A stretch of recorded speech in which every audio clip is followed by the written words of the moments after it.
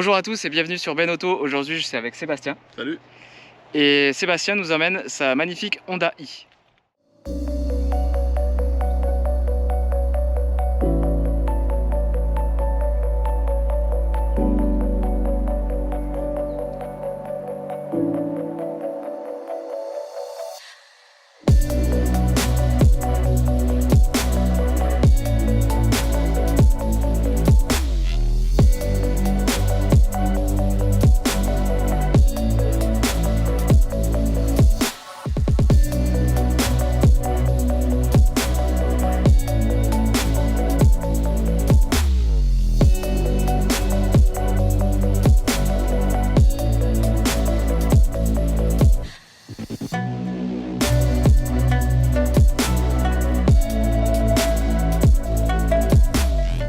Alors Seb, merci d'être là. Mais de rien. Merci de t'être libéré et merci de me prêter ta belle voiture. Donc présente-toi, ton âge, ta profession, ce que tu fais dans la vie. Alors Sébastien, 31 ans dans quelques jours. Je suis passé déjà. Ah ouais? Ouais, c'est douloureux. Jeudi. Ah. Ouais, dans quelques jours. Je transporte de la viande au travail. Et je suis conducteur TER. Un vrai carnivore. C'est ça. En train de balayer la barbaque. C'est pas courant ça comme métier. Pas trop, non, mais il en faut. Ouais. Ouais. Il en faut beaucoup parce qu'il y en a pas mal qui travaillent pas.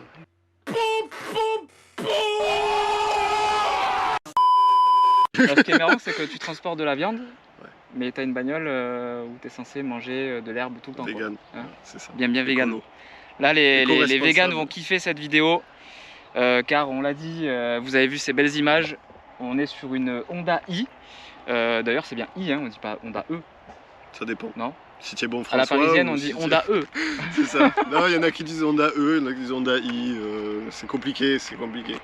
Débattez dans les commentaires, c'est Voilà. Honda i ou Honda e. Donc du coup, toi, quel est ton parcours automobile avant d'acheter Alors, cette voiture? alors celle-là, c'est un parcours parallèle parce qu'on l'a acheté à deux. C'est une deuxième voiture pour moi et ma femme. C'est plus ma femme qui s'en sert. Donc, salut. de Steur des campagnes? Steur des campagnes. Et donc en fait, elle répond à une demande particulière, on va dire. C'est-à-dire qu'on a la voiture principale pour les Long vacances trajet. et compagnie, les longs trajets. Et du coup, celle-là, elle s'inscrit dans le rôle de deuxième voiture. D'où le non-problème d'autonomie pour nous. Et donc ma femme, bon, il y a eu de tout. Elle a eu en première voiture, elle a eu une Clio 1, voilà, tout à fait. De base. Après, elle a une Swift, essence. Après, on s'est rencontrés. Elle a vendu la Swift, on a acheté une MX-5 ANA. C'est déjà plus dans notre. Là, elle en est, domaine. oui. Là, elle en est à sa troisième. 4 avec une que j'ai eue brièvement. Donc, derrière, elle a roulé le D7 que j'ai roulé un moment aussi. Et là a commencé les cahiers des charges un peu plus précis. précis. On est passé sur une Cooper S, donc les premières générations de BM quoi, en compresseur. Donc avec un petit pack moteur Works qui faisait 200 chevaux, donc ça s'était placé bien, c'était très cool, on le regrette beaucoup. Mais l'enfant venant, il nous a fallu 5 portes. 5 portes. Donc on l'a changé pour une Countryman S, qu'on ne regrette pas, qu'on a revendu un an après parce que celle-là est sortie. Et sachant que quand on cherchait le Countryman, on avait déjà l'œil dessus. Mais elle n'était pas encore sortie, donc on voulait quand même l'essayer avant pour se faire quand même une idée du comportement routier, du confort, tout ça, parce qu'on a quand même besoin d'une voiture confortable pour elle. Et voilà, on peut dire que le cahier des charges est rempli. Et le cahier des charges est rempli, sachant que le cahier des charges c'était une continuité à la Cooper S. Donc 154 chevaux, 1 tonne 5 sur la balance, C'est ça. et 315 Nm de couple. Gros couple, mais voiture électrique oblige. C'est vrai que c'est 1 tonne 5, ça fait beaucoup, mais en fait on la croit petite, mais elle est pas tellement petite. Hein. Elle a une forme de voiture petite. En gabarit, on est sur de la Clio 5, hein, je pense, hein, à peu près en termes de taille. C'est plus petit, je Entre pense, la quand même. Twingo et la Clio, peut-être. Elle est courte en fait. Ouais. Mais elle est large et elle est un peu haute. Et ça fait quand même gros jouet. Ouais. C'est un ovni comparé aux autres voitures qui roulent. Ouais. Rien que les rétroviseurs comme ça, qui sont ça caméra, c'est vraiment atypique. Les gens se posent des questions. Ouais. Et même les jantes. Elles sont super belles. C'est du pas vu. Et tout, Ouais. Franchement, Et regardez, on a du Michelin Pilot Sport 4. On le voit là. C'est incroyable sur une caisse comme ça d'avoir des pneus 225. en 225, ouais. Alors qu'on fait tous dans les 3 pour la friction, pour gagner de l'autonomie. C'est ça. Et vous verrez sur les serroutiers que Honda a mis de côté, entre guillemets, a mis de côté l'autonomie pour avoir un plaisir de conduite, un vrai châssis, parce qu'elle a un très bon châssis. Franchement, c'est correct. Ouais. Ouais. Donc c'est vraiment une voiture qui a été inspirée de la Civic première génération, la Civic CVCC, qui est malheureusement très méconnue chez nous, qui est une super voiture. Qui s'inscrivait déjà dans une démarche écologique. Exactement, parce que qu'elle c'était avait déjà une boîte et un moteur très, très économe. Cette voiture a cartonné aux États-Unis à sa sortie, en pleine crise pétrolière. Exactement. Années 73-74. Ils ont bien ciblé le truc. Elle a fait un malheur là-bas. Malheureusement, moins chez nous parce que les japonaises, pour ceux qui savent et ceux qui roulent en japonaise depuis longtemps, vous savez que on a mis très très longtemps dans notre pays à considérer que ce sont de bonnes voitures parce que ça restait de la chinoiserie à la base. Voilà, alors que la fiabilité est exemplaire. Et là, Honda, joli coup de maître parce que c'est beaucoup de rappels. La forme ici de l'aile qui rappelle beaucoup la première. On a des éléments... Cette ligne, le fait que la porte arrière soit effacée, ça rappelle le 3 portes de la première. Exactement. Les petites boiseries au niveau du tableau de bord, les phares arrondis et la calandre comme ça. Alors, arrêtez de dire que ça ressemble à une Golf 1. Ça ressemble pas à une Golf 1. Les feux sont hyper bien travaillés. Elle est vraiment belle. Ouais, voilà, la cinématique, c'est vraiment terrible. Ah, c'est cool. Ouais. Donc ça, tu disais que c'est sûrement pour le... Ça, c'est le radar de proximité. Ouais, tout ce qui est freinage d'urgence, le régulateur adaptatif, tout ça, la distance. Même la trappe de charge est, je trouve, esthétique. Les poignées comme ça, fondues dans la voiture, j'adore. Ça fait Aston à fond. Donc c'est les petits détails comme ça qui font que la voiture est... Et puis la cinématique d'ouverture... Voilà. Alors à l'intérieur de cette petite Honda Civic... mais non, même pas, tu vois. Non, mais tu vois, l'erreur est vite faite. Voilà, de cette Honda la continuité. Ouais. Donc l'écran, magnifique, qui fait toute la longueur du tableau de bord. Donc ça, ce qui est bien, c'est que c'est une ambiance que tu choisis. Ouais. Tu peux aller dans les paramètres. Et là, tu vois, tu peux en ajouter avec une clé USB. Ça, c'est très bien. C'est japonisant à fond. Ouais, voilà, une petite ambiance zen. Ouais, nickel. Et puis l'accessoire ultime, moi qui joue beaucoup aux jeux vidéo, ça m'a surpris, j'ai vu le petit HDMI ici. Et là, juste en dessous, vous avez une prise 220 volts qui est là. Vous pouvez brancher votre console, il y a le port HDMI en dessous et vous pouvez... donc c'est sur l'un des deux écrans, non? C'est sur celui-là ou ça se met sur... Je crois que ça prend les deux. Ça prend les deux en plus? Il me semble, ouais. Ça doit être une dinguerie ça, dans les bouchons. Le passager il met sa console de jeu et puis... ou même pendant qu'elle recharge. Ou pendant qu'elle recharge aussi, si ouais. tu fais des kilomètres, tu vas sur une borne de recharge. C'est clair, donc là en bouton on a... donc du coup ça je suppose que c'est pour revenir au menu principal. Pour revenir ça c'est les... C'est quoi ça? Ça c'est pour régler la luminosité. Ou éteindre les écrans. D'accord. Donc pareil, tu vois le compteur, écran affichage. Allumer, éteindre la radio et le volume. Voilà. Et voilà le volume. Et après là, c'est le parc assist. Ça c'est le parc assist. Parc assist. Ok. Tu vois là, elle se met à chercher en fait. C'est marrant qu'on ait la cinématique en 3D. Ils auraient pu la mettre jaune la voiture. Un petit détail. Ouais. C'est ça. Toutes les petits, pareil là sur le petit compteur, tu l'as aussi, tu vois, elle voit quand tu freines ou pas. Et ouais, ils auraient pu la mettre jaune, c'est dommage. Sur l'appli, elle est jaune. D'accord, c'est des petits détails. En arrière-plan, il y a beaucoup de gris. Je pense que ça doit être ultra agréable l'été quand tu utilises la clim. Tu dois avoir de l'air qui circule bien avec les 3 bouches d'aération. Et j'aime beaucoup aussi la console centrale. Ouais, la petite console avec le petit porte-gobelet. Ils ont mis une sangle en cuir pour pouvoir l'attraper. Et je trouve que tout est accordé. C'est marron ici, les surpiqûres marron là, les ceintures marron pour rappeler le bois du tableau de bord ou le faux bois. Et puis on a ce toit panoramique qui aurait pu être jusqu'à là-bas, mais à la place on a des spots à LED, juste ici, avec des commandes au niveau des montants arrière. Ouais, ça c'est assez pratique. Ouais, ça je me suis installé à l'arrière le jour où on est allé la chercher. Je m'installe à l'arrière, je mets le petit bouton et vraiment ça tombe sous la main, tu appuies ta petite lumière. C'est bien, c'est que tout est simple, même le panneau de contrôle de la clim, il n'y a pas de boutons qui sont inutiles. Et même tu vois, ça rappelle les vieux chauffages que tu rajoutais. Ouais. Sous le tableau de bord, c'est ça, complètement. Dans les années 60 ou 50, sur les vieilles américaines ou quoi, que tu rajoutais la clim en passager, tu sais, des trucs. Donc là, en option, tu as volant chauffant. Là, ouais, tu as le volant chauffant, les sièges chauffants. Et alors, c'est pas une clim bizone.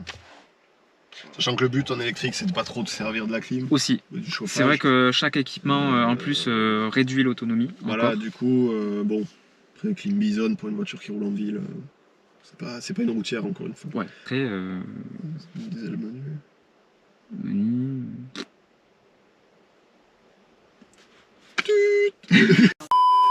Je trouve que les commandes elles sont placées au bon endroit.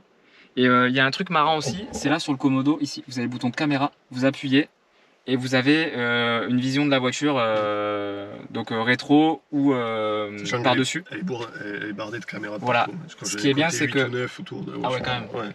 Donc là, quand vous passez dans un chemin étroit, vous appuyez sur le Komodo, vous n'avez pas besoin de vous déplacer. Un petit coup sur le Komodo sur le côté, vous voyez où vous êtes placé. Maintenant, j'ai pris l'habitude, je m'en sers vachement. Mais c'est bien cette commande déportée, ça t'évite d'aller chercher sur le tableau de bord ou sur les écrans machin, et de perdre du temps et d'être plus déconcentré. Et le rétro aussi, donc il y a la caméra et le rétro normal. Une fois qu'on le baisse, ça déconnecte la caméra. C'est plein de petits détails comme ça, c'est hyper bien conçu, je trouve. Et ça renforce la. Comment dire, la. Je vais trouver. Hein. Mais c'est sûrement, oui. 20 minutes later. La sensation, ça renforce la sensation de qualité. Ouais. Voilà. Donc elle est plus chère que ses concurrentes sur le marché. C'est une voiture qui est à 38 000 €, c'est ça, sans les aides. Voilà, 38 000 € pour ce modèle-là. Vous enlevez 6 000 € des Bouches-du-Rhône en aide C5 et c'est 7 de l'État, c'est ça? Ouais. Voilà. C'était 6 000, maintenant depuis 2020 c'est 7 000, là ils maintiennent je crois. Donc ça vous enlève 12 000 € quand même sur le prix d'achat, ce qui n'est pas négligeable. Et à la fin vous vous retrouvez avec une voiture dans les 24-25 000 € qui est remise, tout équipée avec remise, etc. C'est pas déconnant.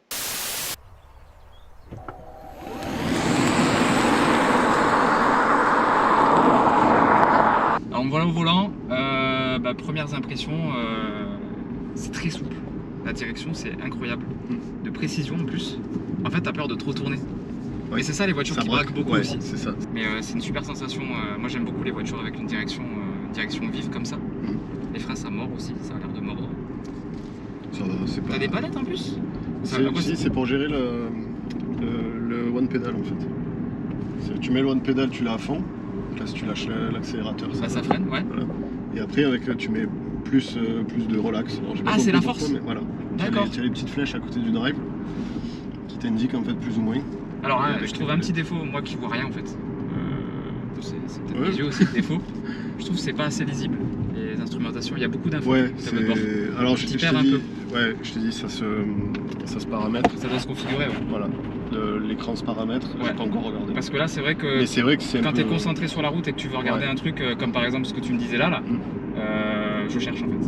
Ouais, vous voyez là, il y a tout un tas d'infos. En plus, c'est vraiment tout recentré sur la gauche. Après, comme on disait tout à l'heure, c'est certainement paramétrable et personnalisable. Alors, sachant que toute la partie gauche, c'est la conso en fait. D'accord. L'aspect compteur journalier, conso et compagnie, ça tu peux le changer. Alors ça, tu vois, c'est un point, honnêtement, les kilowattheures au 100, on s'en bat les couilles. Un peu complet. Franchement. Et c'est quand même perturbant de ne pas regarder dehors. Ouais.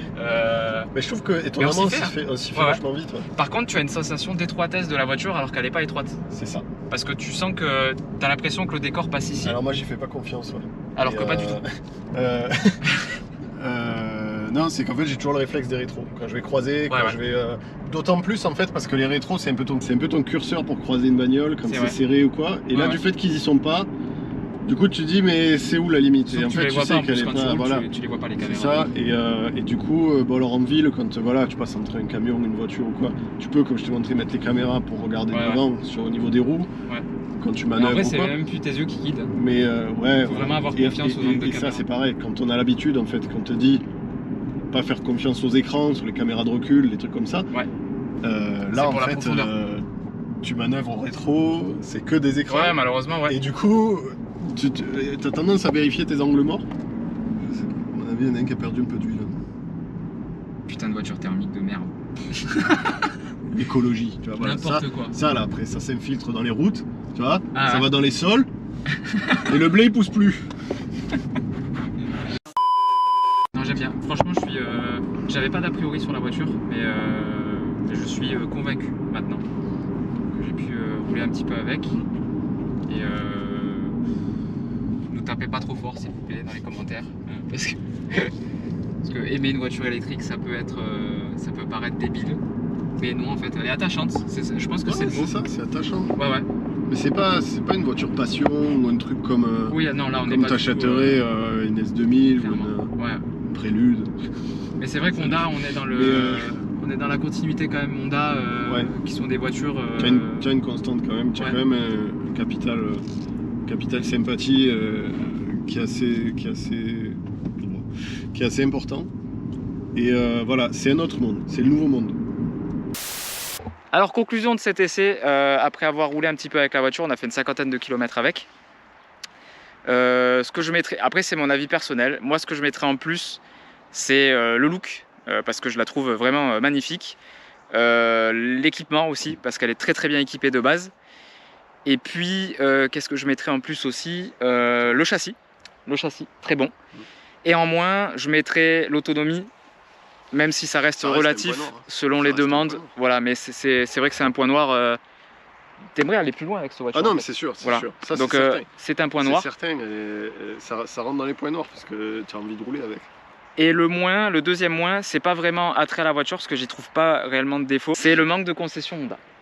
Le réseau. Le réseau Honda qui est assez faible comparé à d'autres marques, donc ça peut être péjoratif pour acheter ce type d'auto. En tant que proprio, si tu veux du point noir, je peux t'en donner un peu d'autres. Vas-y, c'est toujours agréable d'avoir... L'appli, elle est pas extraordinaire. Et le manque d'accoudoir, c'est con, même en option, il n'y a pas. En accessoire ou quoi, ça n'existe pas. C'est vrai. Honnêtement, c'est pas des gros... C'est pas des gros points noirs. Merci de nous avoir suivis si vous avez regardé la vidéo jusque là. Merci à toi Seb pour le temps que tu m'as accordé. Je peux dire merci à Alizé aussi. Et merci à Alizé d'avoir prêté sa belle voiture. Abonnez-vous, c'est méga important. Partagez, likez et commentez la vidéo si elle vous a plu, même si elle vous a pas plu. Ouais. Moi je vous remercie, je vous dis à dimanche prochain pour une voiture qui n'a rien à voir, mais la transition est pas si dégueulasse parce que un constructeur a annoncé le retour d'une voiture qui sera en version électrique du coup. Mais ça vous verrez dimanche prochain. Gros bisous et à dimanche prochain.